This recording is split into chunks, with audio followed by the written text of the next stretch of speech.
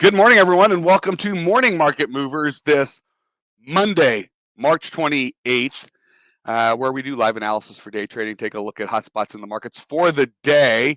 I mean, there are some things moving around a little bit. It's not crazy. The markets were slightly in the equity markets were slightly in the green. Now they're slightly in the red. I mean, they're a little bit mixed. We're waiting to see what the retail trader wants to do once they come into the markets in 45 minutes, where we do have some volatility. Yen. The yen has been making some fairly significant moves against both the dollar and the pound. It's the dollar yen is up near highs that we haven't seen. I want to say since 2015, roughly. So it's been, you know, seven-ish seven-ish, maybe eight-ish years since the yen's been up this high. But again, yen weakness, not necessarily a bad thing, but we are seeing some volatility there. We've also seen oil backing off a little bit off of some highs we saw last week. Not that it was down anywhere, it's still well above 100. I think it's 108 right now, but backing off a little bit from some highs that we saw last week. So we do have some things moving around. Before we jump into the charts and take a look at the charts, I do need to share this disclaimer that trading involves risk and may not be appropriate for everyone, that any trading decisions you make are solely your responsibility and at your own risk. And this is an educational session. Please do not construe anything Brian or I say as a buy or sell recommendation. We're doing this for your education purposes. Just to give you a glimpse at the yen, you can, in this is a daily chart, but you can see how in the last couple of weeks, the yen has just seen some fairly significant weakness.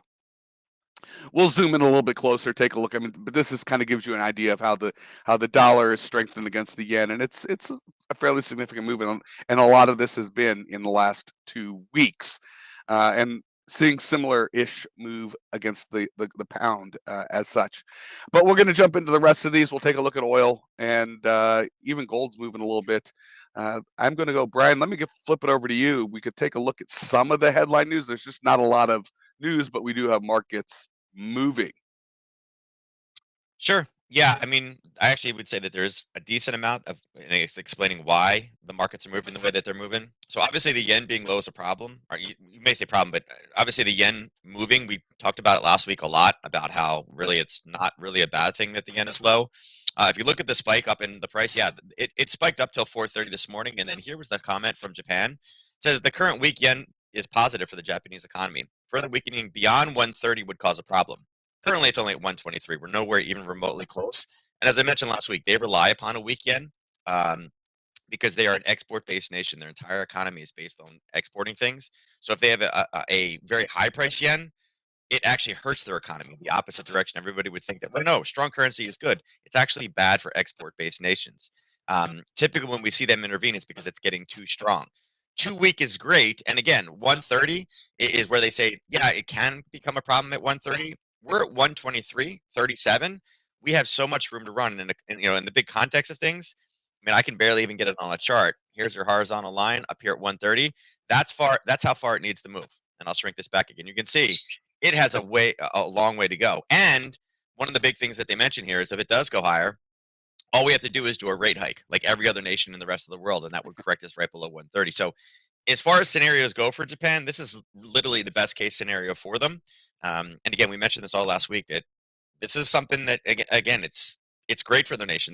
They're happy about this. This is the way that they function. This is the way that they choose to function. Um, what's happening here is the exact same reason why China controls the rate of their currency. They're not a free floating currency. They're not considered one of the major eight because it's not a free market. They peg it so it does the same exact thing. It keeps their currency cheap, so it's cheap for other nations to buy from them. Also, in my opinion, why Russia has not really cared about the sanctions and said we've lived through sanctions because a weak ruble also makes them now an export nation when people want to buy things from them. So again, the yen moving, I'd be very cautious with trading the yen today.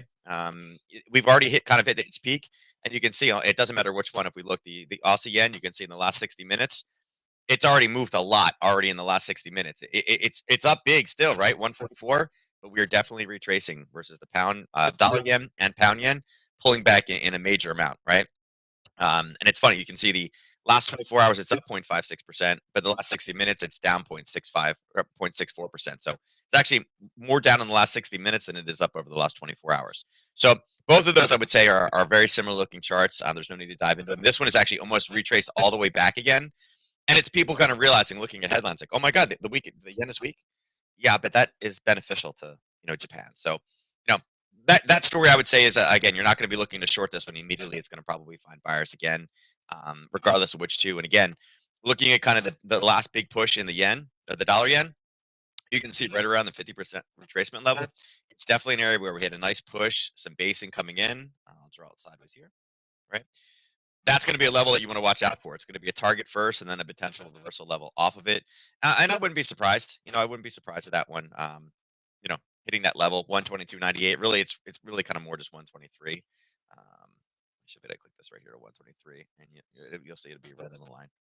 Right there, sitting right on the line where the testing came in. So I would say that would be target first, a drop of another 50 pips, and then look for a potential bounce off of that one. Maybe even at like 10:30 today. We'll see. And again, I would expect this is going to be a week of dollar strength because so many people mentioned it last week. Every week we roll in, this will be the start of a new month. We'll start hearing more about that 0.5 interest rate, and the market will start positioning. So I think there's probably some opportunity here, but understand it's not the gloom and doom that the headlines are painting. And Sakurabara has already said it. It's not a problem until 1:30. We got 700 pips to go. That's a lot. So that's one of the big news factors for this week. Another one, obviously, again, there's headlines that just came through a little while ago. Oil is obviously back. Again, oil right now is moving down, but this is typical for what we see on Monday mornings. Last week, we talked about this one kind of grinding lower into the 107, the 108.30 to 107.10 area, and we're kind of sitting there right now. When you say the headlines, obviously, there's been some articles, there's some statements made. There's the what's now called "cannot remain in power" comment by Biden. A lot of people are very concerned about that. Again, a guy that mentioned, yeah, we could use nukes if it's going to threaten our existence. Saying you're going to remove a president from power typically only goes one way. Is he going to take that as a bad thing? Potentially, who knows? I mean, he didn't say he was going to remove him. He said he needs to be removed. He said he can. He Or said he can't stay in power. He can't stay in power. Well, which is removal of power. So again, both sides of the aisle, the White House, Republicans, Democrats, they've all gone back. That's not what he meant. That's not what he meant. That's not what he meant. But we know how bad that the Russian translator is anyway. When we see their headlines, look at how they're going to take it. And again, Putin, he understands English just fine and well.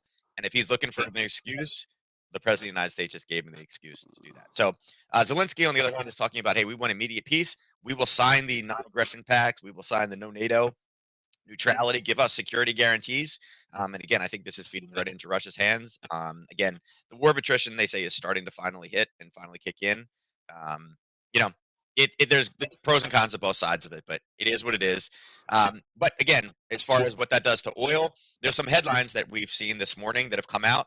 The first one is this. The UAE energy minister basically said that we're not leaving OPEC plus. They don't see Russia leaving OPEC plus. OPEC plus needs to stay focused and not allowing politics to kick in utilization. It needs to stay out of politics.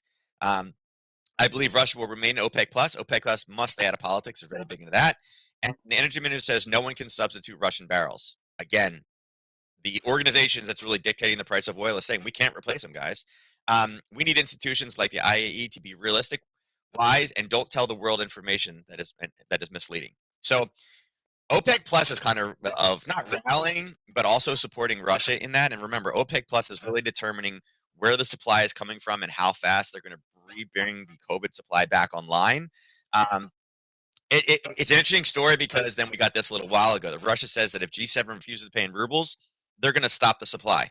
They're just going to halt it. It's not negotiable. You're going to pay in rubles or you're not. And again, this is the problem with weaponizing the dollar, because right now it's not that we don't have the oil. It's that if you don't want to play their game, the people that have it, you can't have it.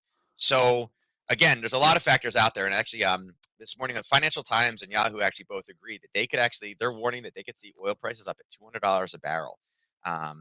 Depending on how this week goes with peace, paying in rubles. And like I said, this is the problem using currencies, because now they're doing, Russia's saying that the same thing. You're going to pay in rubles. Well, they're going to try to support that. Right. Well, they're going to do anything they can to drive demand for the ruble because it's gotten absolutely decimated. Now the ruble's trying to have a comeback, but yeah, they're going to try to find ways to support that ruble by driving demand for it. Um, And they can. It's not yeah, trying. It's they can. yeah, If they halt supply, guess what? It's going to happen to oil. And yeah. again, all of these things further deteriorate the U.S. dollar as the world's reserve currency. So again, that's the big picture. And China's eating its popcorn, saying, "Ha yes." Yeah. So they're happy about it. But I think oil definitely be looking for buying opportunities, particularly with everything going on. We know we have buyers in that area. Typically on Monday mornings, we see the U.S. trader come online and we see oil start to pop up and spike. It did take kind of a big rally up and then kind of came back. Excuse me, from where our highs were. But I think oil is going to be a very big headline this week, particularly, again, if they cut supply, that'll be immediate huge pop. And again, everybody from OPEC Plus, remember, Saudi says no. Saudi agreed that they will, start doing things in other dollar nominations. Again, UAE also jumping on board. So not necessarily the best headlines for those of us with gas cars out there. Again, maybe we looked at the natural gas conversion, something like that. But again, not necessarily the best. Um, and really, that's it for headlines. This week has a lot of good news in it, but right now on the currency front, obviously dollar strength coming back in. That point 0.5 is definitely a big boom for the dollar this week. Um, and again, you're seeing the pound. It's like, wait, is this pound weakness? Not really, because euro pound is up 44. It's a little bit of pound weakness, but again, versus the pound yen, it's up big. So it's really kind of positioning ourselves. And again, I would say early week, I would look for the pound to reverse because it is a little bit weak versus the dollar and the euro. I would look for the yen to continue to get weakness, but I think there's going to be some buying opportunity there. And I would definitely this week look for, and again, you're seeing things about the greenback. I would definitely start looking for dollar strength because we will start to hear more mentions of that point 0.5 and what it looks like. And then in other news, again, we're seeing the Treasury yield. A lot of people don't understand what the Yeah. Treasury yields really kind of go back to, but again, understand that all you need to do from this statement is understand when they're making a headline saying it's inverted for the first time since 2006. Think about what happened in our economy in the 2006, 2007, 2008 time frame. If this hasn't happened since then, what does that kind of foreshadow what's coming next? So, you know, take it for what you Yep. will. I'm not gonna call it out, Yeah, but understand when something hasn't happened, then and it's big. just yeah, just I mean that just means the short term. I mean, we're raising short term interest rates, and the markets are going to react. Short term interest rates being higher than long term interest rates is odd. I mean, you would think that normally, yeah, if you're going to borrow money for a longer period of time.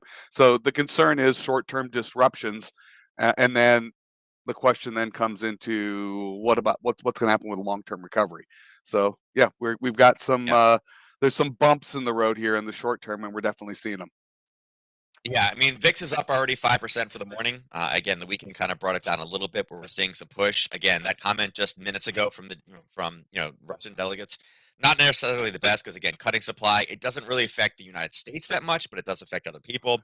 Well, and if it Dollar's up a little expects bit. global supply, there is a weird Yeah, move though. global supply, not us. Yeah, Yep. it's not necessarily us. What it has done though is it's turned all the indices in the red. Not by much. NQ's holding firm at just a little tiny fraction down, but everything else now is officially turned into the red for the morning. So that's going to be something to watch at the open. Look for some pullbacks, particularly because if everything is turning red now, it's pulling back. Something like the ES, you can see that the ES is already bouncing off a zone that we talked about, but that area where it turned, that 45, 48 level, that all of a sudden is now going to be set up for a trap because if people see a push above that, they're going to say, "Oh, we broke past Globex highs. That's it. Go long." That's where those bull traps come in effect. So again, we do have a trap, a trap area in ES. NQ, we have actually one from last week, so we got a little bit more on that one.